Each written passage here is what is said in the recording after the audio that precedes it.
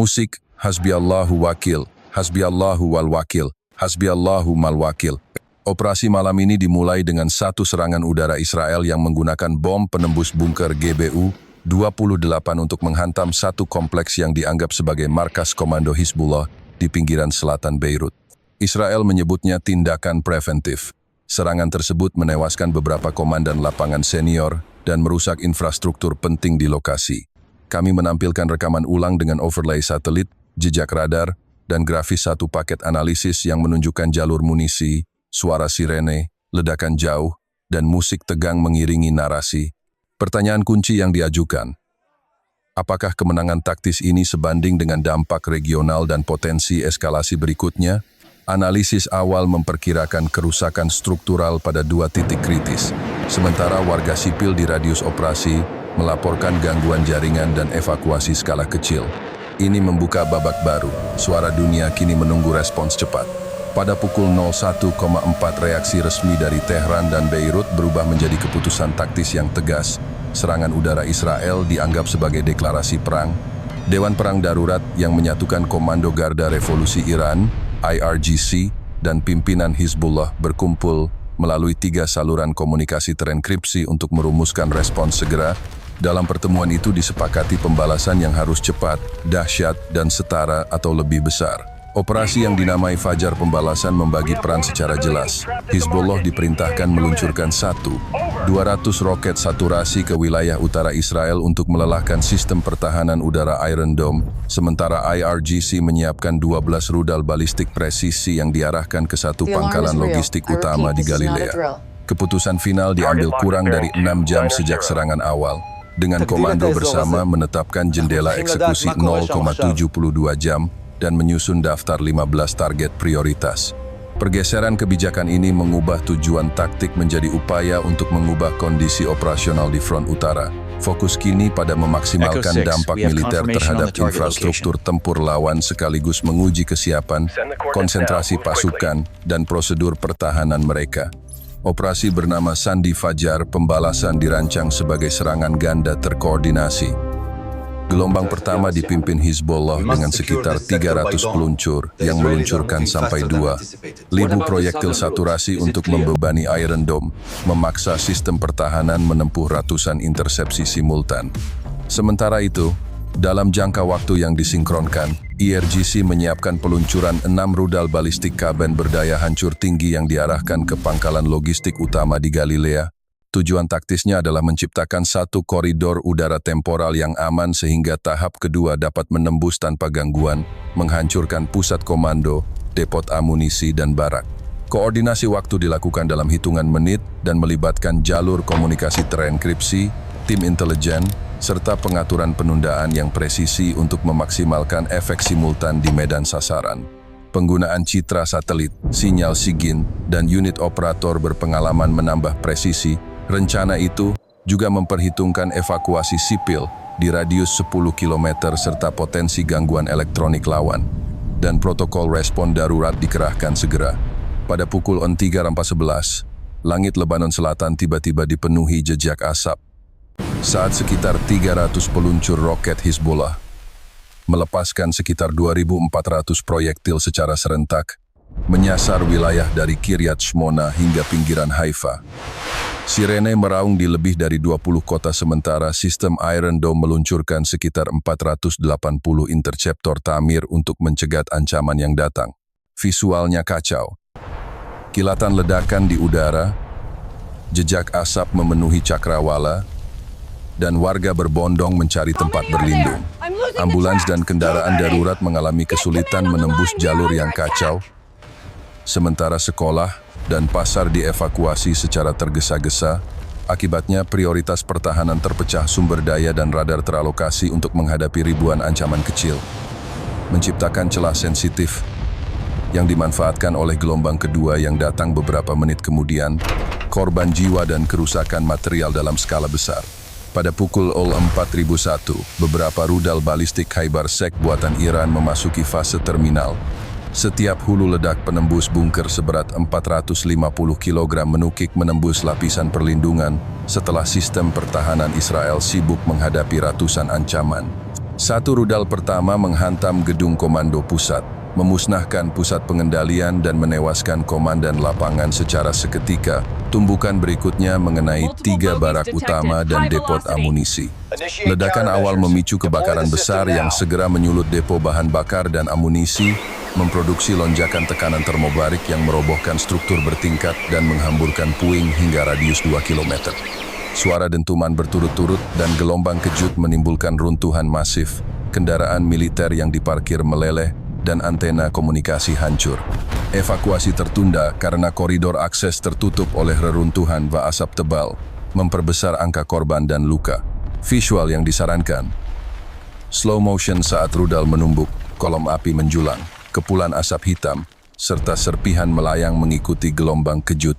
Narasi harus menyampaikan detail teknis, konsekuensi operasional, dan kondisi lapangan pasca tumbukan.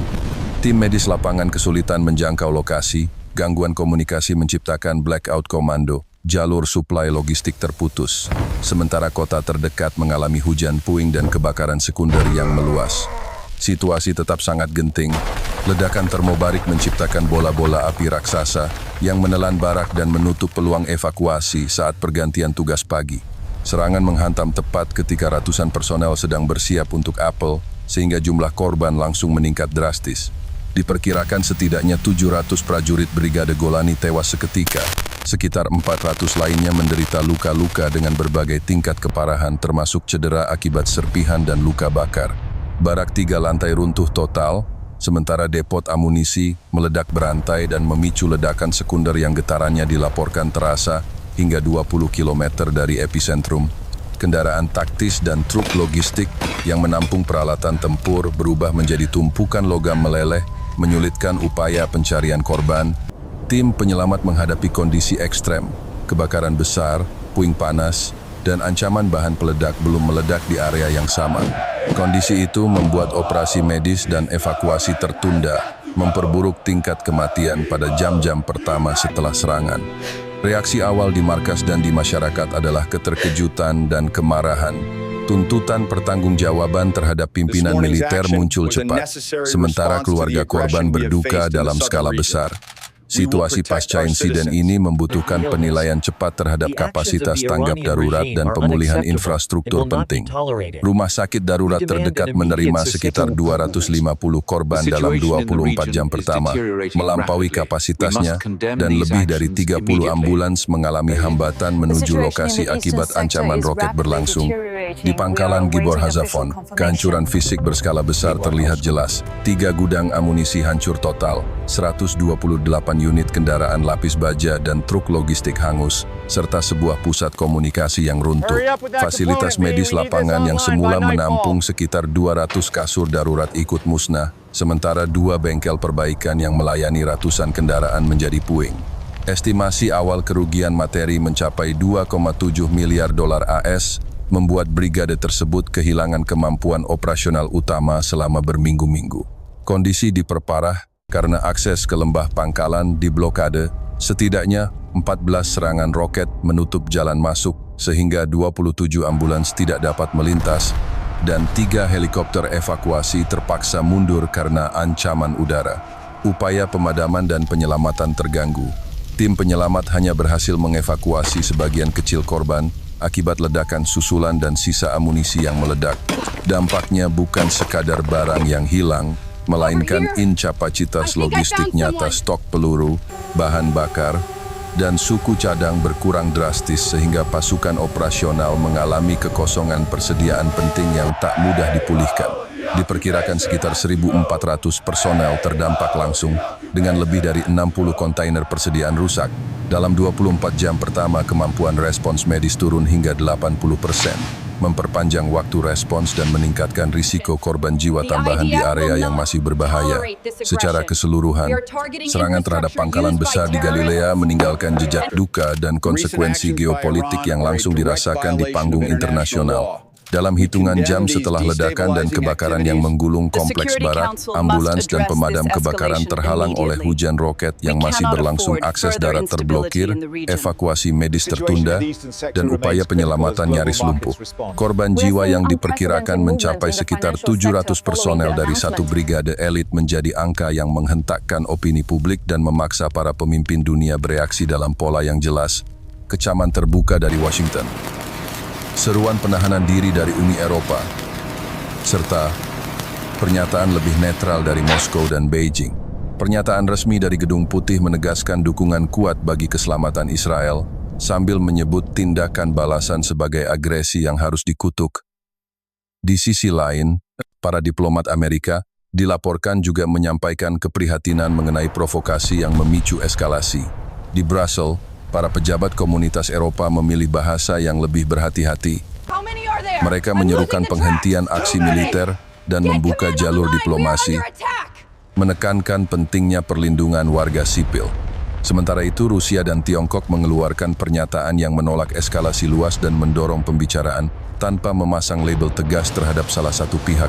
Pola respons ini menandai pergeseran diplomasi. Aliansi tradisional tetap terlihat, tetapi keseimbangan dukungan kini diwarnai oleh seruan-seruan pragmatis untuk menahan diri agar konflik tidak meluas. Di dalam negeri Israel, dampaknya adalah krisis legitimasi yang nyata. Kabar tentang jumlah korban dan skala kehancuran memicu kemarahan publik yang meluap. Keluarga-keluarga korban mengorganisir protes, menuntut jawaban tentang mengapa pangkalan bersandiaman tinggi itu tidak memiliki pertahanan yang mampu menahan serangan balistik bertipe penetrator dan hulu ledak termobarik. Suara-suara yang menuding pengambil kebijakan militer membuat keputusan berisiko terdengar di media sosial dan di depan kantor pemerintahan. Tekanan politik meningkat secara drastis. Selain rasa kehilangan, muncul pula pertanyaan teknis. Bagaimana intelijen lawan bisa memperoleh data target dengan akurasi tinggi, dan mengapa konsentrasi personel dalam satu lokasi sebesar itu memungkinkan dampak humanis sedemikian besar. Moral angkatan bersenjata menurun sementara unit lain menilai ulang kesiapan dan distribusi pasukan mereka. Secara strategis, peristiwa ini memaksa perubahan doktrin yang mendasar. Permainan taktik yang sebelumnya mengandalkan serangan terukur tanpa memicu reaksi besar kini harus memperhitungkan risiko pembalasan berskala masif. Garis depan utara, yang sebelumnya dipandang sebagai zona ketegangan menengah, berubah menjadi area yang berpotensi menghadirkan pertempuran intensitas tinggi, sehingga komando militer harus memikirkan ulang struktur pertahanan udara, penempatan unit, dan protokol perlindungan infrastruktur kritis. Kehancuran infrastruktur logistik pada pangkalan, termasuk depot amunisi yang meledak dan fasilitas komunikasi yang luluh lantak, juga menunjukkan bahwa kerentanan non-tempur dapat menjadi titik kegagalan strategis yang menimbulkan efek domino. Di samping aspek militer, konsekuensi ekonomi dan sosial segera terasa. Kerugian material yang diperkirakan mencapai miliaran dolar berdampak pada anggaran pemulihan dan logistik, sementara luka kolektif menimbulkan tekanan psikologis luas di kalangan keluarga militer dan warga sipil yang tinggal dekat garis depan. Sementara para pembuat kebijakan menimbang langkah pembalasan atau diplomasi, publik menuntut transparansi dan perencanaan yang dapat mencegah tragedi serupa terulang. Penutupnya, peristiwa ini menandai sebuah titik balik. Kemampuan lawan untuk memadukan serangan saturasi roket dengan rudal balistik presisi telah menciptakan kondisi di mana satu operasi terkoordinasi dapat menghasilkan kerugian taktis dan strategis yang besar. Dalam kondisi seperti ini, setiap keputusan taktis memiliki implikasi politik internasional dan dampak domestik yang mendalam. Audiens disarankan untuk tetap mengikuti perkembangan lebih lanjut karena perubahan kebijakan pertahanan dan langkah diplomatik yang akan diambil dalam hari-hari mendatang kemungkinan besar akan menentukan arah konflik di wilayah tersebut.